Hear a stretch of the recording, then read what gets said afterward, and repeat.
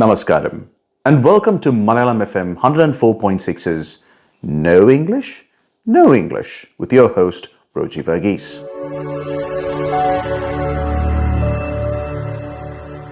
ഇന്നത്തെ എപ്പിസോഡ് റൈറ്റിങ്ങിനെ കുറിച്ചാണ്. Writing by the very nature of its action is indelible.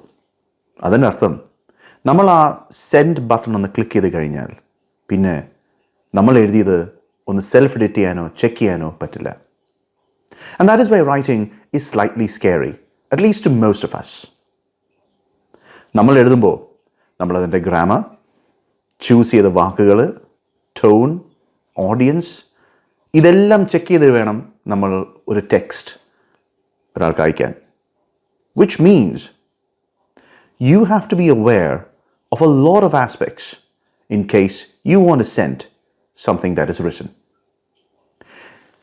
Why don't we think so much when we speak?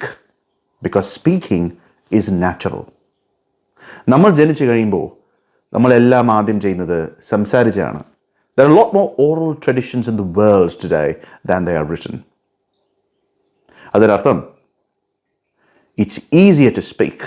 It's easier to self-edit. It's easier to correct ourselves. It's easier to be aware of the audience. When you speak, you're given opportunities to correct yourself, but not when you write most of the time. And that is why we need to have this discussion. In this episode, we will be focusing on two aspects of writing. One, all the various aspects you need to be aware about when you're sending a covering letter or an email to a colleague. So covering letter obviously to an employer, an email to a colleague in your office. രണ്ടാമത് is the advent of AI. How can AI help us in this task? So, let's get on with the episode. Let's start with covering letters. My disclaimer here is that I do not work for HR. Therefore, I do not know the various requirements that employers may need. My only perspective here is simply linguistic or language oriented, and that will be my focus. So let's press on. When you start with your greeting, please do start with dear recruiter, dear hiring committee, or dear and the name of the person. You don't write in respected madam or mister, or disrespected sir or madam. It sounds overly respectful and it's not natural. I do believe and I do understand that you may think that's the right way to put it and you want to show that you are a very respectful person, but it's not natural at all. The second part is the opening line. In your opening line, I want you to state your purpose and also mention the source of your vacancy. That's it. It's very straightforward. State your purpose and the source of your vacancy. I'm applying for the name of the position or the designation advertised on Seek or LinkedIn or TradeMe, wherever you've got the vacancy from. Nothing more, nothing less, plain and simple.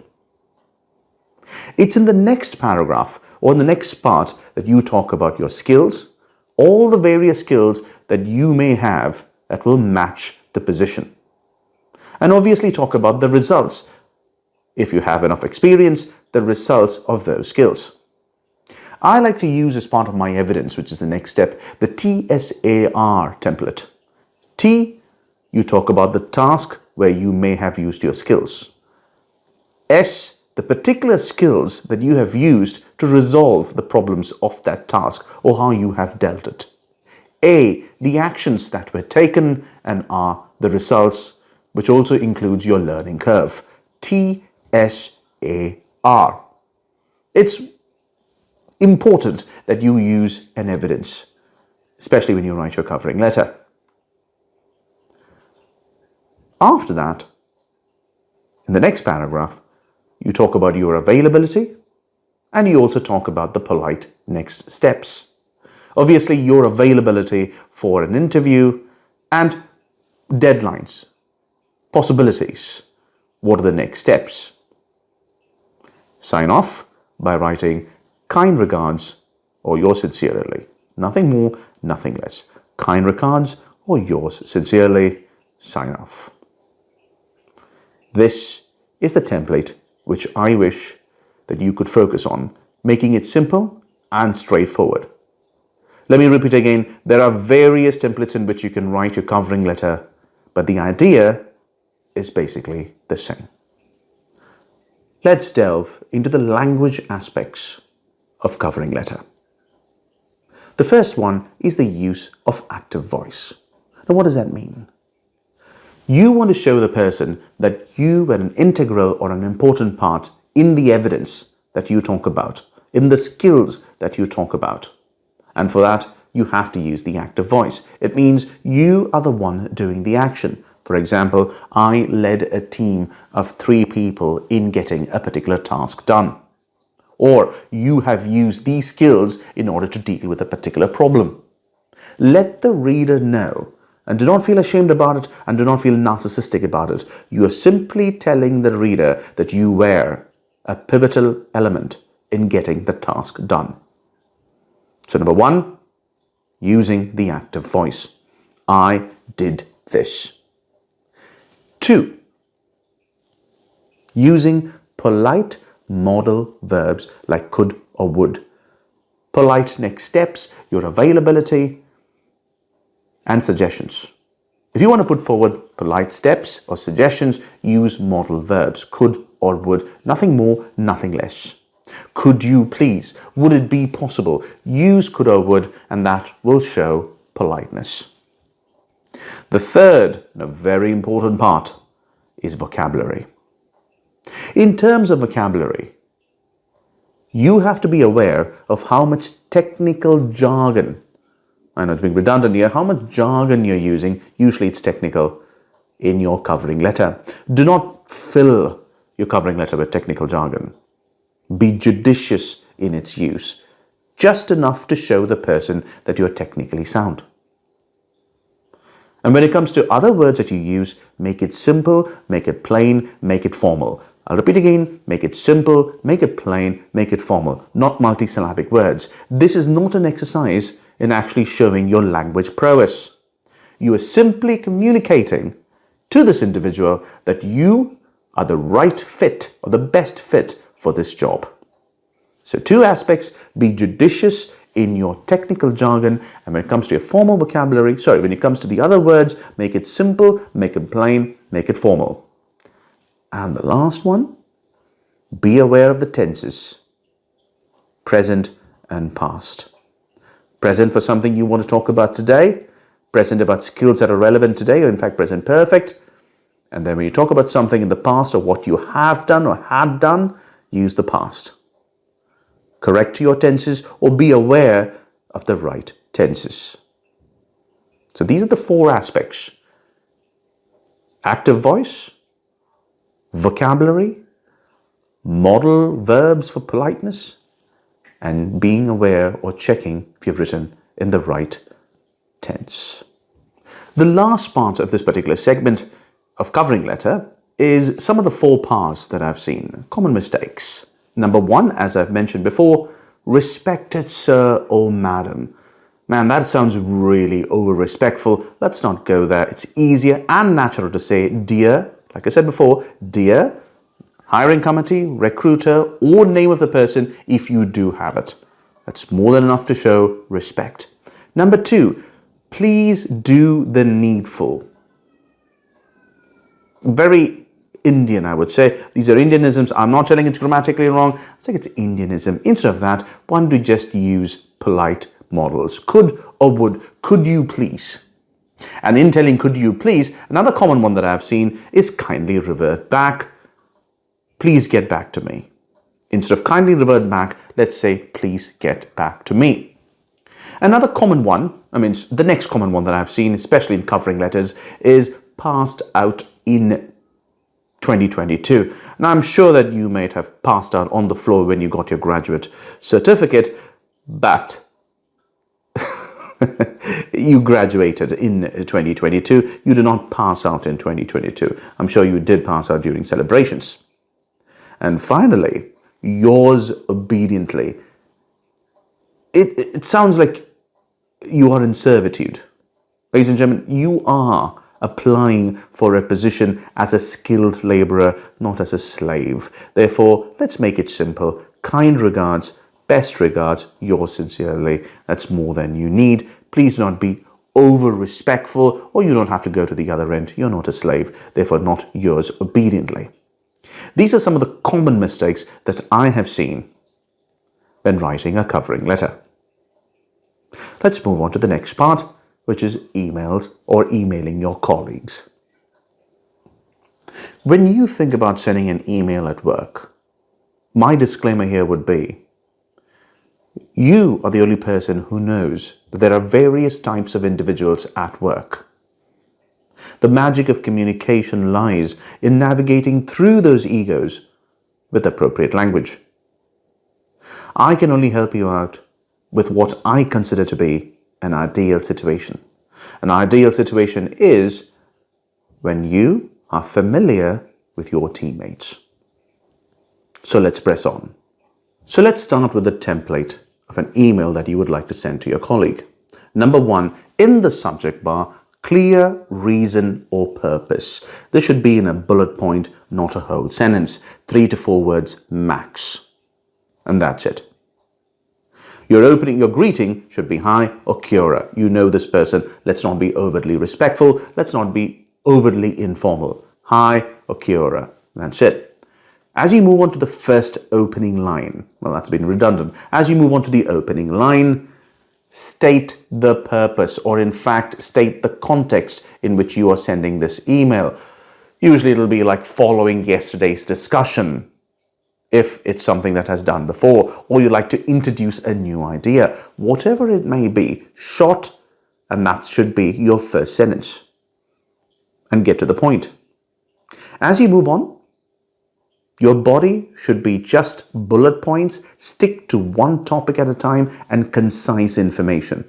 I believe it's easy to send different emails on different topics, but of course this varies according to work culture, but I believe it's easier to have one email per topic because it's easier for the teammate or other individuals to find those emails by just clicking on those keywords. So let's get back your body, bullet points, and concise information. Your ending or your conclusion should talk about further deadlines or polite next steps. Deadlines or polite next steps, and both should be polite. You're making concise, but you should not sound rude. And sign off. This is in short. This is what I believe should be a short, simple email when you send it to your colleague. The most important part in sending an email to your colleague, I believe, is tone. Because information is sent in such a concise manner, you've got to have a neutral or a positive tone. You shouldn't sound rude. So tone is very important. Sound neutral and use simple words to get to the point. Once you've set the tone right, the next is polite clarity. I repeat again, the objective is to send or communicate an idea. You're trying to be as concise as you can. Therefore, sometimes being concise can be misinterpreted as being rude. Therefore, polite clarity. Use the modal verbs that we discussed earlier. Use could and would for the next steps. You're introducing an idea or talking about an idea, or you are giving suggestions. Be polite by using modal verbs, not in every sentence, just to show that you are only suggesting ideas. Tone, polite clarity, and obviously the length of your sentences. Make it short. The person working doesn't have a lot of time reading lengthy sentences.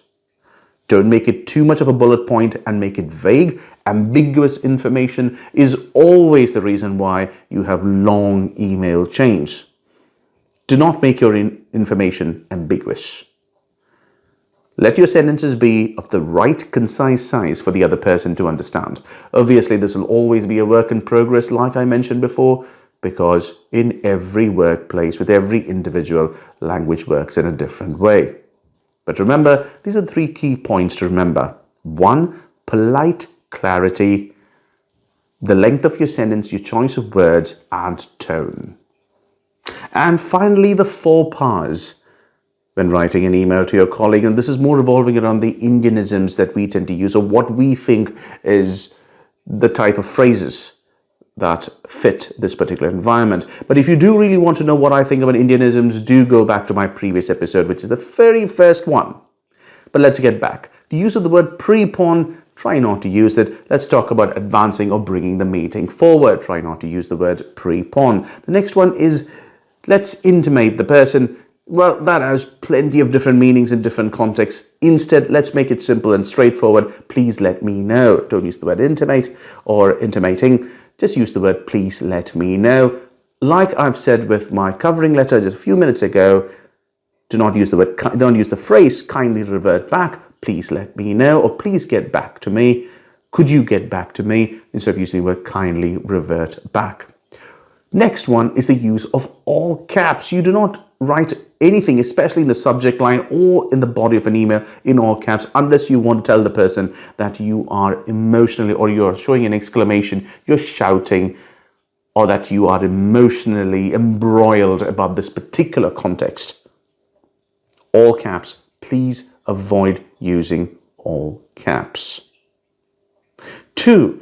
It's an email. You don't need 3 or 4 paragraphs. It has to be very concise. Remain as concise as you can. Don't forget to use full stops. So these are the general 4 parts that I have seen when writing an email. The final part of this writing segment is about AI. Why do we need to listen to all this? If you have an AI platform that will do it for you, I'll tell you why. It's very embarrassing that somebody else catches you about an information that you have written which is not true, or embellished, which means blown up, hallucinated. How do you catch such hallucinated or embellished facts? Number 1, paste true facts about yourself, especially when it comes to a covering letter or a letter to an immigration, not an email to a colleague, whatever it may be. Make sure that you paste the facts that you would like to include in the body of your written text. 2, you have no such facts, but you need to be aware. Let's say in a covering letter, you would like to, let's say, extend the truth a little bit. But you need to be aware of what you're writing. Ask the platform to list those ideas or those facts that have been embellished for you if you want to be aware about it. My suggestion is not to do that, not to be vague about it. Paste in the information or paste in the facts, especially in your covering letter and in your letter to immigration or any formal agency or organization, and let your AI platform do the work for you. Number 1. Number 2, the AI platform that you asked to write this written text does not really know your audience. And therefore, it does not know the register, which means formal or informal, the tone, the words, and even the size of the text in which it's supposed to be making. You have to give it the constraints, therefore making it sound a bit more natural. So let me repeat again. Number 1, it's the register. Formal, informal, or neutral. If it's an email to a colleague, make it sound a little neutral or slightly informal. If it's a covering letter, it has to sound formal. Especially if it's a covering letter or a letter to an immigration, it needs to have a little bit of constraints, especially in its word count. The words that are being used do not have to be filled with technical jargon. The audience, the tone has to be slightly neutral if it's a covering letter or a letter to immigration, whereas the tone can change when it's an email to your colleague. You have to set it. You have to give the prompt whether it's ChatGPT or any other, or Gemini. You have to say, who's your audience, what's the register, and what's the tone that you need. Now, if you do not, then this AI platform will make a decision for you, and you will have to go through every word and line to figure out if the tone is correct. Number 2. And finally, number 3, which is, does it sound like you? The way you talk and the way you write, to an extent, has to match. I've always believed that AI should not kidnap your cognitive faculties. AI should not kidnap your identity. AI should help you in writing the content down or in presenting the content, but not in everything else. Your choice of tone, your choice of register, in fact, your choice of words are quite important. And that is what you need to prompt the AI to write down. Because your choice of words are part of your identity and character, which is what they would see later on if you are invited to an interview. So, coming down to 3 things. Hallucinated or blown up facts, understanding of register, audience, and tone, where you have to give the right prompts to AI, and finally, choice of words. Read through it, comb through every word if possible, especially if it's a covering letter, or if it's a letter to immigration. See if it matches your needs. You need to be aware of it. And then AI has truly worked for you and not the other way around.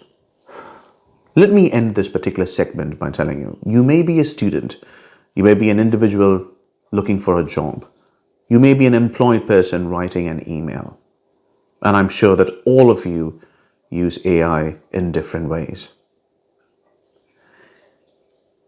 Remember, try to compile and compose your ideas using your own words. Use AI to complete your ideas and not the other way around. Do not try to compile and compose what AI thinks to complete your ideas. Let AI complete your ideas. That way, your content, or the content that you choose, completes the purpose in which you write. Let me repeat this again. The content that you choose will complete the purpose for which you write. And the choice of how it should look like shows your identity and your character. Let not AI take away your character. Let your writing show a little bit about yourself. And this is mostly for students and for those applying for jobs through their covering letter. My name is Roji Verghese, and I'll see you in the next episode. Namaskaram.